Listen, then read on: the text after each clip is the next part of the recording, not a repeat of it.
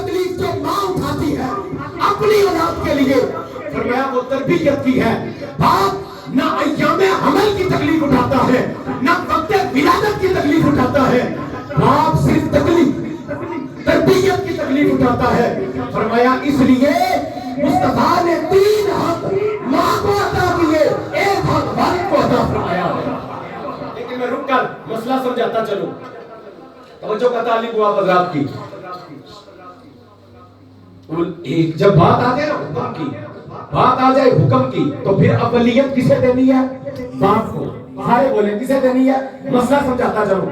بات حکم کی آ جائے، ترجیح کسے دینی ہے؟ مقدم کسے رکھنا ہے؟ باپ کو۔ اور جب بات آ جائے خدمت کی تو پھر اولیت ماں کو دینی ہے۔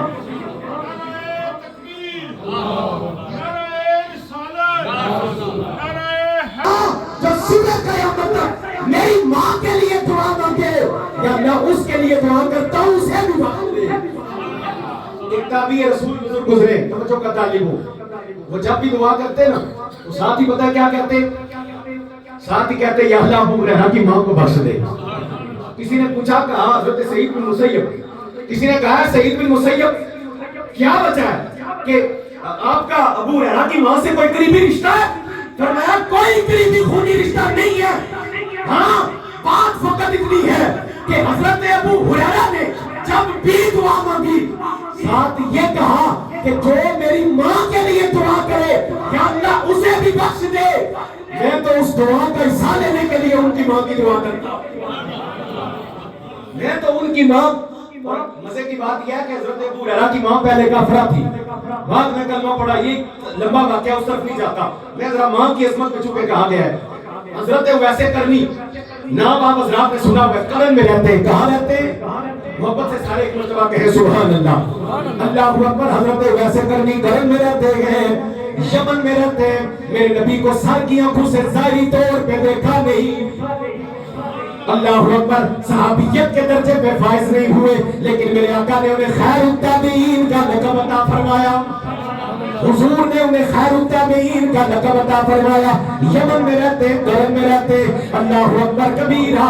میرے آقا کو حضرت اویس سے محبت اتنی ہے کہ صحابہ کہتے ہیں میرے آقا اکثر اوقات اپنے یہ سامنے والے بٹن کھول لیتے اور میرے آقا یمن کی طرف رخ کرتے، کرن کی طرف رخ کرتے، اور میرے آقا لمبی لمبی سانسیں لینا شروع ہو جاتے۔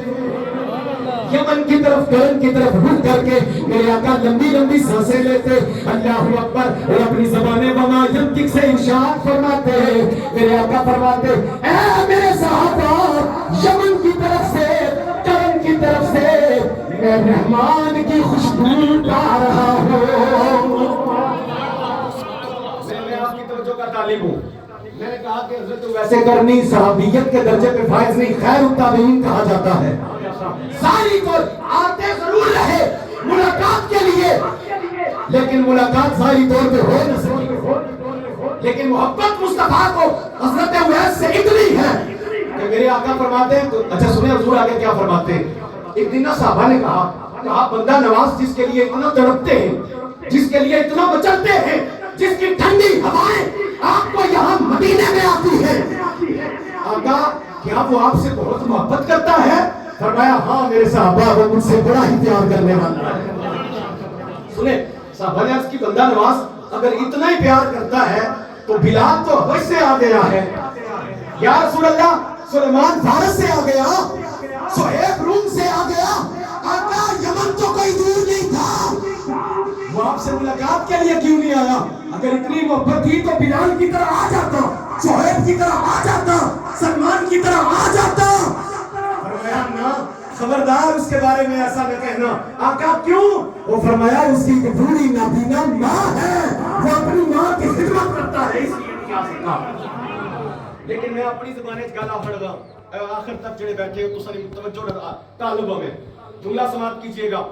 خیر التابعین ہے، صحابیت، ابو بکر کا مقام بڑا الورا، عمر کا مقام بڑا الورا، عثمان کا مقام بڑا الورا، علی کا مقام بڑا الورا، جتنے بھی کبار صحابہ ہیں، صحابہ کا مقام بڑا الورا ہے، لیکن یہ خیر التابعین ہے۔ اب میرے آقا ابو بکر بیٹھے ہیں، عمر بیٹھے ہیں، عثمان، علی، طلحہ، عثمان،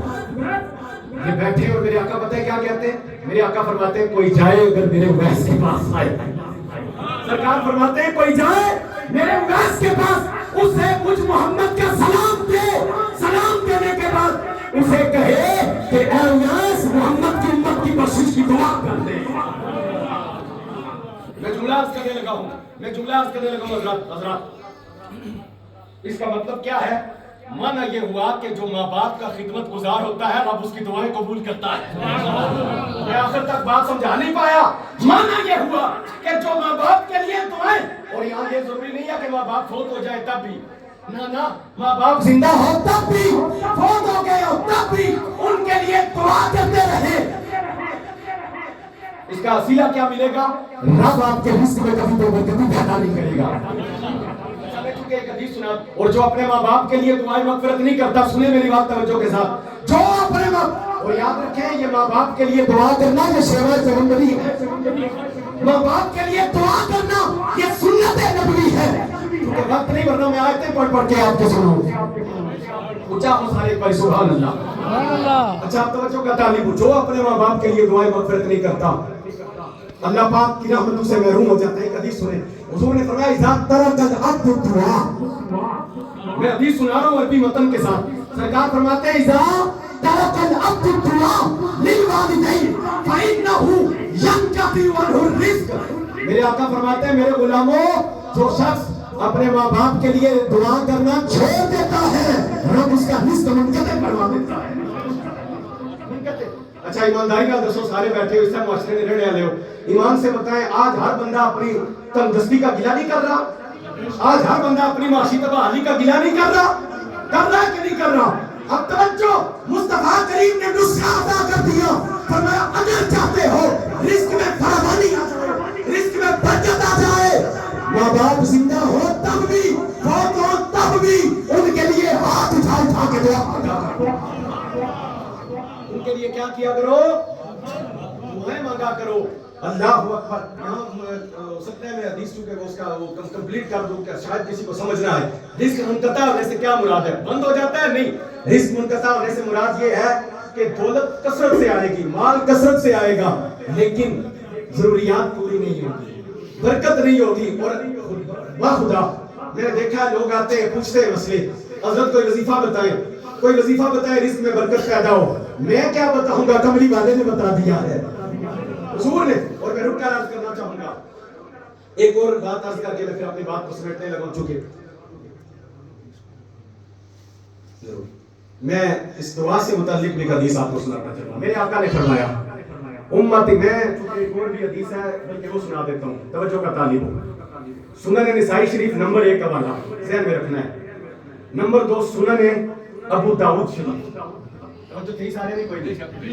اچھا صفحہ نمبر 221، امجد صاحب اتنا بیٹھے ہو ان کی حکم دیتا تو میں نے کہا چلے اس پر کہی۔ صفحہ نمبر کتنا میں نے بتایا؟ 200۔ حدیث کا نمبر ہے 5142، یاد رکھا ہے حدیث کا نمبر کتنا ہے؟ سنن ابو داؤد شریف، حدیث کا نمبر ہے 5142، حدیث سنانا ہوں توجہ نال سننی تساں۔ اور کتاب الادب باب کا نام ہے بر الوالدین، ٹھیک ہے؟ اب حدیث سنیں، میرے آقا صلی اللہ علیہ وسلم کے غلام حضرت ابو سعید مالک بن ربیعہ سعدی، آپ فرماتے ہیں میں اللہ کے محبوب کی خدمت میں بیٹھا تھا، بہت سی حدیثیں اس حالے ثواب پہ سنانے لگوں تو پھر وقت درکار ہے۔ میرے آقا نے فرمایا امتی امت مرحومہ، میری امت رحمت کی گئی امت ہے، تدخلوا قبورہا، جب قبروں میں داخل ہوں گے، بذنوبہا، گناہوں کے ساتھ داخل ہوں گے، وتخرج من قبورہا، لیکن جب آہنے میں سے نکل جا کے دسنا، لیکن حقیقت میں یہ حق بہت بڑا ہے۔ اور خدا کی قسم دل خون کے اثر ہوتا ہے، نماز جنازہ میں لوگوں کو دیکھا جاتا ہے، رسمی طور پر لوگ اپنے ماں باپ کے جنازوں میں شریک ہوتے ہیں، نہ جو جنازہ کی دعائیں یاد ہیں، نہ کوئی بہرحال بات لمبی ہو جائے گی۔ دوسرا میرے آقا نے فرمایا والاستغفار لہما، حضور نے دوسرا کون سا بیان